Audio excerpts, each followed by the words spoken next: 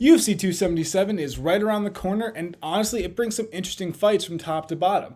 You have some interesting newcomers that look like they have potential. You have some interesting prelim fights, and even some interesting main card fights that aren't the two title fights on this card. I believe one is an interim title fight. But enough jibber jabbering, let's jump right in. Starting off the early prelims, 7-1 Orion Galaxy Kosei looks to get his first official UFC win against 3-1 Mike Blood Diamond Matheta. 6 years age go towards Kosei, 5 inches in reach go towards Matheta. Now, I can best describe Kosei as a finisher, given that he has 6 KO wins. And with that, he does trend towards these early round finishes, 3 of his wins coming in the third, and his 1 loss coming in the second. Based on what I could find on the UFC page, he tends to lean towards the power and exchanging style of striking, not so much clean. But he can also throw takedowns, with 3 in his Contender Series win. Going to Matheta, besides the fact he's listed as Blood Diamond on the UFC page, now going to Matheta, who is a little more even on paper and for some reason listed as Blood Diamond on the UFC page, he has wins in each category, but with only 3 fights, that doesn't tell me a whole lot. His performance against Jeremiah Wells resulted in him getting taken down, though. And that's kind of the fight I'm looking at the most in regards to this. He was controlled 4 minutes and 25 seconds in that fight. That went 4 minutes and 38, and that ended in a rear naked choke. So we see he had a weakness against someone who's able to take down and control, which kind of matters here considering what I mentioned earlier about Kosei.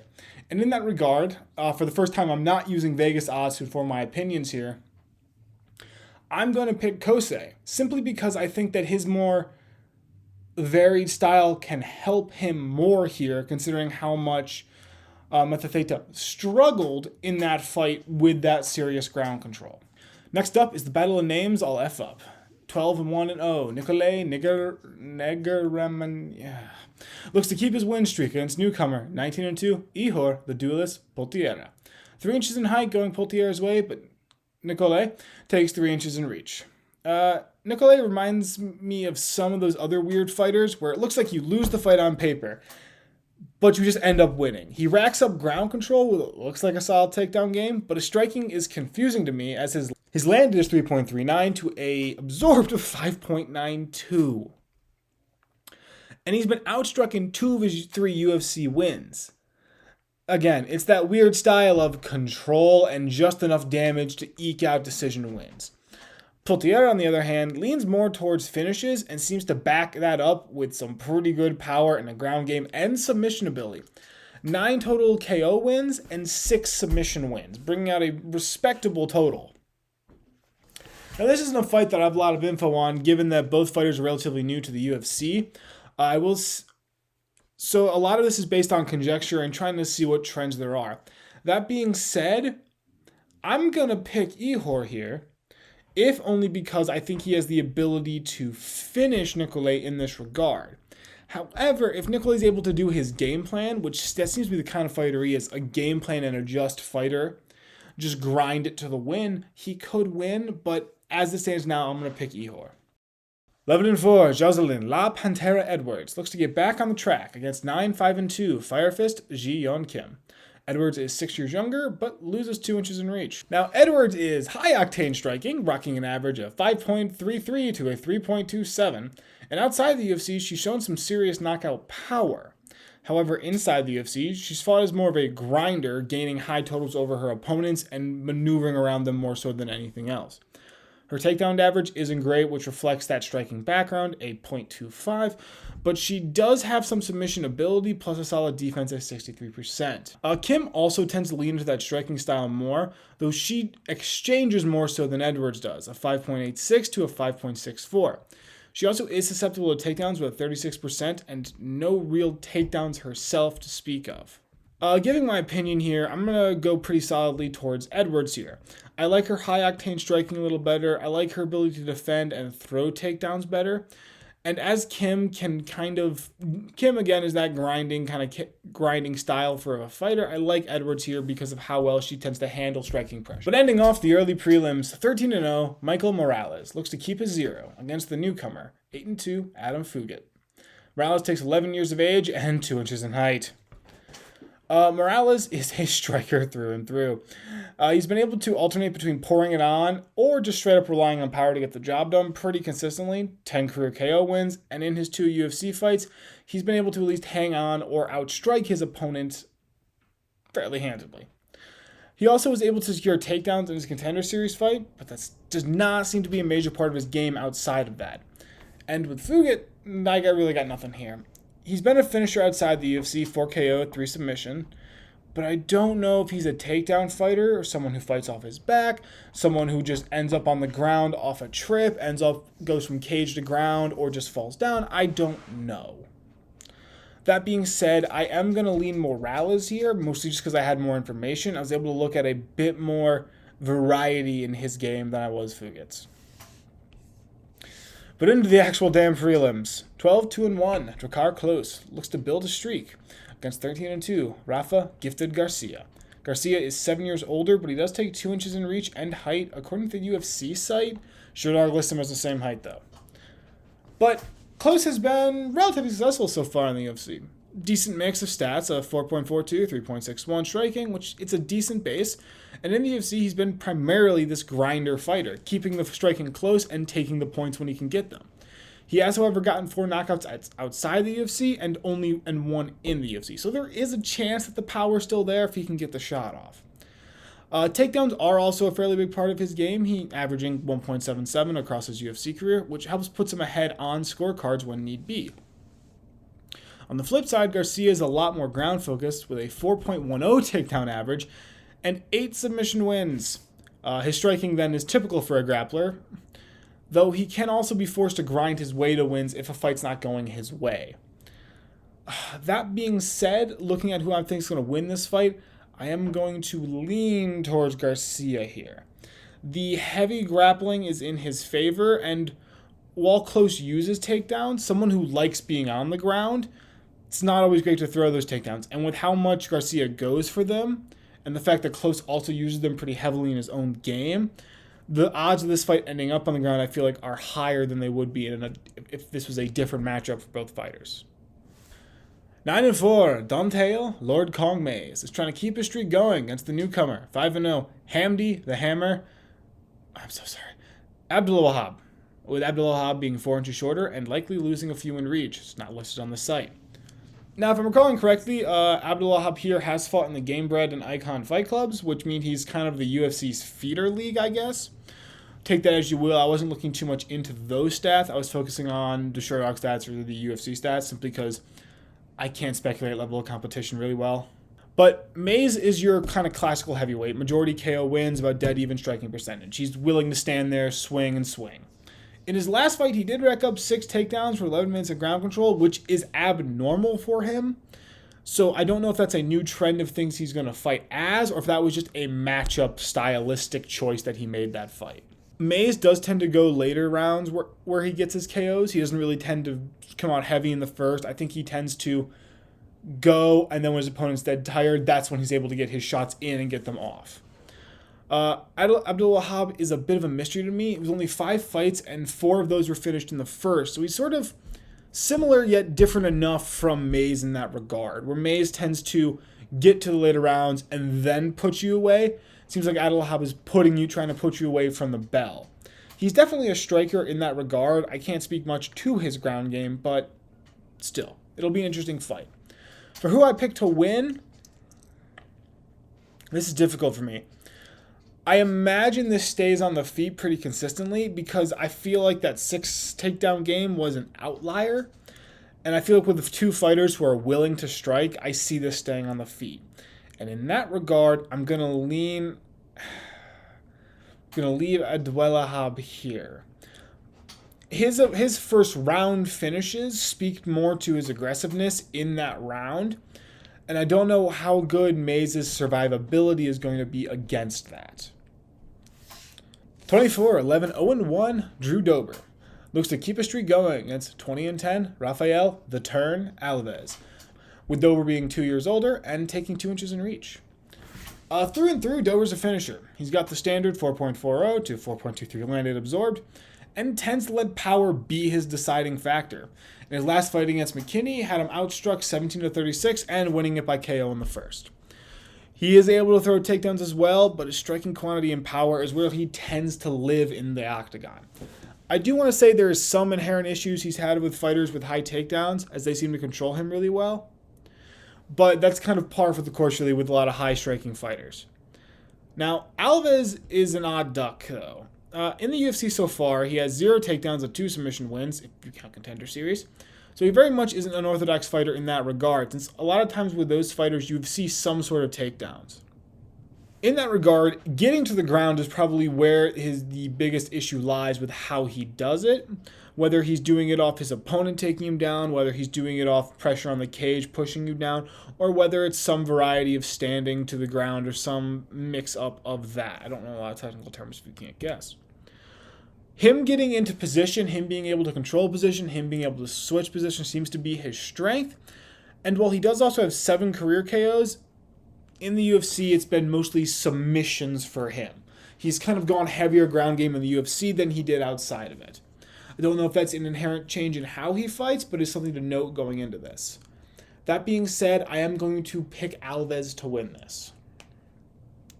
Dober is a heck of a striker, and I think he's really good, and while he can throw takedowns, I've noticed that he struggled with fighters that take down and control. And while Alves doesn't throw takedowns, ending up on the ground with someone who is very submission happy and is confident in those submissions leads to an inherent threat, in my opinion. But ending off the prelims here at 21, 7-0-1, Alex Great White Moreno takes on the 10-3 Matthew Semi the Jedi Semelsberger. Semelsberger taking 2 years in age, 2 inches in height, and giving up 3 in reach. Moreno, in the UFC at least, has been pretty consistent grinder and control-based kind of fighter. A striking percentage of 5.21 to 3.93, and in a majority of wins, he tends to just outstrike his opponents with the occasional takedown when it applies. He doesn't seem to be driving for the finish, but instead control the fight, keep some pressure, control position. Semelsberger is a bit different, though. He's a similar strikes landed and absorbed, but here's where his power seems to come out more. This means that he tends to put people away or put them on their back or put them in a position where he can then assume control of them. He also has shown the ability to go the distance. So he's not just an early finisher. He's not just a mid finisher. He's someone who will finish you. He'll go the distance to decision. He'll go all 3 rounds. It's an interesting matchup. Now, I don't have a lot of information here because of a lot of things are similar, but in this regard, I am going to pick Semelsberger here.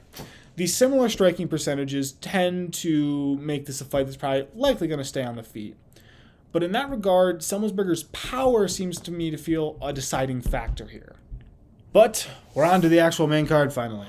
16-1, Magomed Ankalaev continues his path towards fighting for the belt against the former challenger, 36-16, Anthony Lionheart Smith. Smith is 4 years older and no the real measurement differences here. Now, Ankalaev is a very good striker who fights, in my opinion, the just win school of MMA. I say this because while he does have 8 KO and 8 submission wins, and really knows when he's able to take risks and when he needs to stick to the game plan to minimize risk. That's what I mean. His actual percentage is 3.49, 2.13, which illustrates the picking and choosing of shots. And the most significant strikes he's landed in a fight is 66 against Volkan Ozdemir. All of this kind of comes together to form this mix of someone who is able to put you to sleep, but knows he doesn't need to put you to sleep. It's not, his game plan isn't, oh, I should just knock this person out to win. His game plan is, I'm going to fight to win, but if I can knock you out, I will. He also can throw takedowns and does it with solid regularity and to pretty good effect. It's hard for me to note on it too much, considering that a lot of his game is focused on striking, and he doesn't seem to be one of the grapple-heavy grinder fighters. Smith, on the other hand, is a bit more of a finisher, both on the feet and the ground, but to note, his striking numbers do suffer a bit. 3.03 landed to a 4.31 absorbed. So in that regard, it comes down to power and being able to land the right shot. On the ground, though, his submissions can come from anywhere, and he's very good at positioning himself to survive or advance. That being said, to pick a winner here, I'm going to pick Ankalaev, with the caveat that I could see Smith winning this fight if he's able to get it to go his way. Ankalaev is dangerous. Ankalaev is surging. Ankalaev is fighting smart. Smith is a little iffy. He's looked good recently, but before that, it wasn't great. If Smith's able to get the fight to where he needs it to be early and he's able to secure there, because the damage is going to accumulate against Ankalaev. So I'm going to pick Ankalaev, but I do see a path for Smith to win, however small it is. 24-5, Alexandre the Cannibal Pantoja tries to feast on the 24-6 Alex Perez. Pantoja being 2 years older, but does take 2 inches in reach. Now, Pantoja has been a little streaky in the UFC. He seemed to have found a groove with his last 2 fights, though. To actually talk about his style, it's a bit of a rounded style with emphasis on the ground game with a 1.26 average and 9 career submission wins. However, he is also very good at surviving on the ground or just switching positions. His striking is also pretty okay with a 4.24 to 3.34, and the power occasionally pops up to decide a fight, but I would not consider that his most consistent feature. That's what I mean by the sort of rounded style. He's decent at striking, but I wouldn't call that his game plan. Perez, on the other hand, is much more of a finisher, but is also a little similar to Pantoja. The ground is his focus, 2.92 average, and several submission wins early in fights. And then his striking is almost the same, a 4.52 to 3.08. But we do see more of his power coming out. So in this fight, you have 2 fighters with similar stats, but different styles. Where Pantoja is a bit more streaky in that and seems to be not always being the finisher. He seems to be the guy who he'll have to grind to win. He'll finish. He'll win. He'll try to win somehow. Perez seems to have found ways to finish versus anything else. And in this fight, this makes it difficult. I am going to pick Perez with the caveat again that I could see a way that Pantoja wins. Because if both fighters are good enough at the ground and they go there, I could see one mistake costing somebody this fight. But the final fight before the title matches, and we bring out the big boys. 26-9, 0-1, Derek the Black Beast Lewis looks to come back swinging against the 15-1 Sergey Pavlovic. Pavlovic is 7 years younger and does take 5 inches in reach here. Now, if I'm being honest, I feel it's pointless to really describe Derek Lewis here. Everyone should know this man's name. But for the sake of posterity, Derek Lewis is the walking example of the heavyweight swing and bang. A landed absorbed 2.56 to 2.51, and most of the time he knows he's leaving it up to power to decide a fight.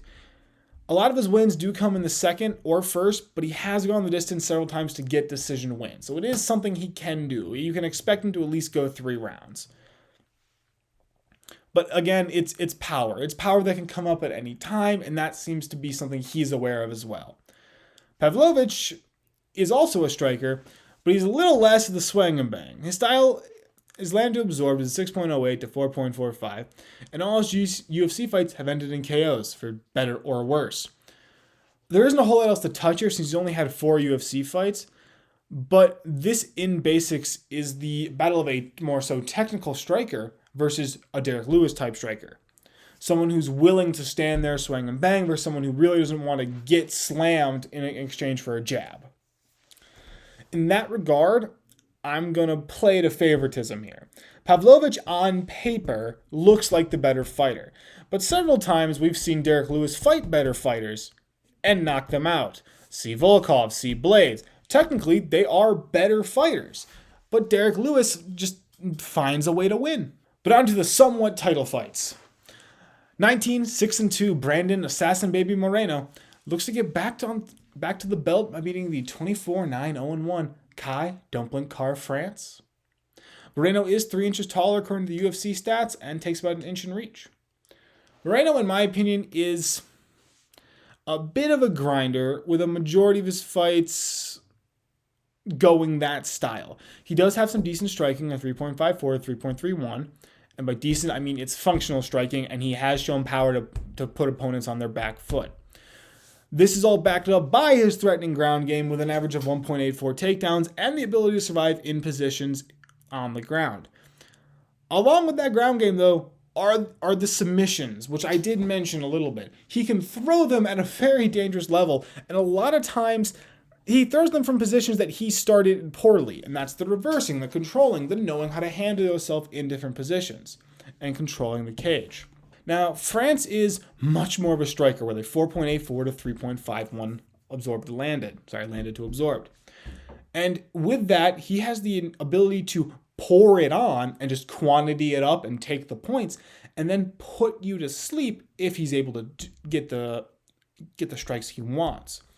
That being said, this is kind of a classical battle of a grappler versus a striker. And the question is, where does the fight go? Now, Moreno is very talented at the ground, and France has a decent takedown defense. And these two have fought once before, so I could see them both learning and improving from that. I am going to go with Moreno here. Moreno looked pretty good in his loss to Figueiredo. And I think that Moreno's ground game is very threatening and dangerous. And it only has to happen once or twice for him to get a submission off. And this is a 5-round fight, so France does have time to make it up. And I think he could. I just think Moreno is able to get takedowns in rounds. France is going to have to work hard to survive, and he might have to pay for it. On to the main event. 11-4, Juliana, Venezuelan Vixen, Pena, looks to defend her belt for the first time against 21-5, Amanda Lioness Nunes. Pena is 2 years younger and 2 inches shorter, and they are dead even in reach. Now, it's safe to say that Pena shocked the world last time, and she carries that same skill set into this match. It's a solid striking game at 3.36 to 2.02 that lets her rack points up and set up a dangerous ground game and controlling takedowns. On that note, rocks a 2.43 takedown average and 5 career submissions. She also tends to get on with it in the later rounds, but is able to be dangerous early if given opportunities. Now, I will also say, and I'll probably say this poorly for everyone out there, that honestly, what makes her good is that she didn't do anything extraordinary even, in her last fight. But she showed no flaws and capitalized on whatever opportunities she was given. And that's, I think, is her ultimate strength. She minimizes her mistakes, she minimizes her issues, and she lets her opponent give her the smallest chink in their armor, sets her up.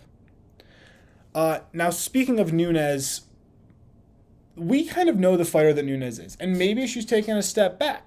But in the last fight, if she can fix any mistakes and come back hard, Nunes is still Nunes and is capable of doing a lot here. She has the high-powered striking, backed up by her own physical power and strength in takedowns and other aspects, shoving, pushing, and pinning at the cage. With that all, and her takedown average of 2.46, she's able to finish on the feet or the ground and take control of the fight if it goes her way. Now, I don't see this being a repeat of the first fight, at least in how it ended. I could see Pena winning again. I could see Nunes winning again. I really have difficulty thinking of this fight. Because as I said, thinking back to it, I don't remember that definitive, oh shit moment, aside from when Nunes was getting choked out. But even then, that wasn't like, oh, Nunes is getting dominated. It was, oh, Pena capitalized. If Nunes makes a mistake, Pena can capitalize. I think it's a matter of sort of a who blinks first fight. And if I'm being honest here, I was going to pick Nunes starting this video. I'm going to pick Pena. I think Pena's got the momentum. I think Pena's got the drive here. And while Nunes obviously wants to win and could win this fight, I'm just going to pick Pena. She impressed me last time, and I feel like I owe her to pick her this time. Hopefully I don't curse her. Thanks for watching.